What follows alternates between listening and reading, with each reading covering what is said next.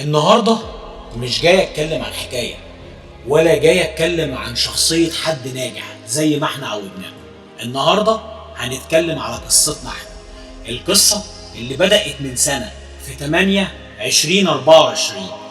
في نفس المكان ده ابتدت الفكره، وفي تليفون من فريق الاعداد: انت فين؟ حلقه الامام طلعت للنور. وفضلت اسمع في الحلقه من شبين لغايه بنها، لا مركز في طريقه القاء ولا مركز في اخطاء. كل اللي كنت مركز فيه ان الفكره نجحت وان الحلقه طلعت، ودي كانت اول حلقه لاقاويل تطلع للنور. وعلى مدار الموسم الاول سجلنا 35 حلقه و35 رساله، في اللي كنت خايف منهم ومن نشرهم ومن اول حلقه وكتابه السكريبت الاولاني. كل حلقه كان ليها موقف معين. من اكتر الحلقات اللي كانت شداني جدا كانت حلقه الشيخ سيد النقشبندي، والحلقه دي عشان كانت صغيره كنت قلقان منها جدا، وقلت لفريق الاعداد وفريق العمل بلاش ننشرها ونعيدها تاني.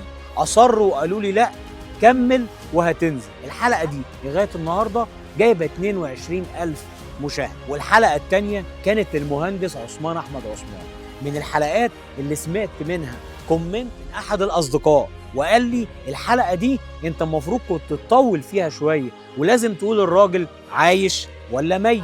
وفعلا بدات اتفادى بعد كده في معظم الحلقات، بل بالعكس كمان بدات اكتب صفات تحلي الحلقه والسكريبت بتاعها. ومن ضمن الحلقات اللي شدتني وفكرت فيها كتير كانت حلقه الكابتن محمد صلاح. الحلقه دي بالمناسبه احد الاصدقاء جاب لي تيشيرت اصلي للليفر عشان قال لي لازم تعمل حلقه مو صلاح بتيشيرت نادي ليفربول. وفي خلال الموسم ده والسنه دي دخل علينا رمضان، وفي رمضان ربنا الهمني ان انا اعمل فكره تكون لرمضان وهي حلقات للصحابه رضي الله عنهم.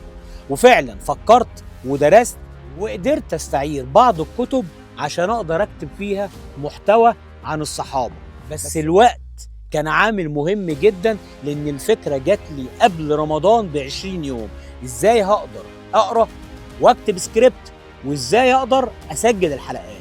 خدت القرار وبدات مع فريق الاعداد، وقبل رمضان باسبوع قلت لهم مش هنسجل لان مفيش وقت.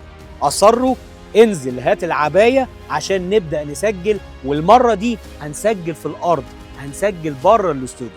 وفعلا نجحت الفكره وعجبتني وعجبت كل اللي شافها وقال لي كومنتات عليها الحمد لله، وطلعت وسجلنا الحلقات وعملنا برومو كان جميل جدا. والنهارده واحنا في شهر 8 2025 بيكون عدى الموسم الاول. انا الحمد لله راضي عن الموسم الاول بال35 حلقه وال35 رساله.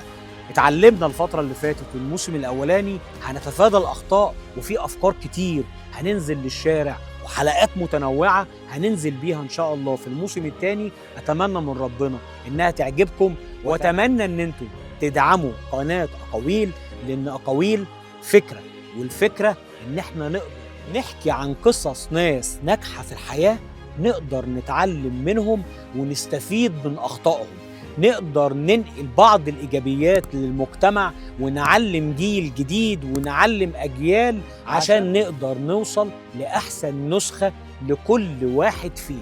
هدف أقاويل الأثر، كن أنت، كن إنسان، هنخلي اسمك براند في مجالك. كل سنة وانتم طيبين، وانتم معانا أقاويل شرف.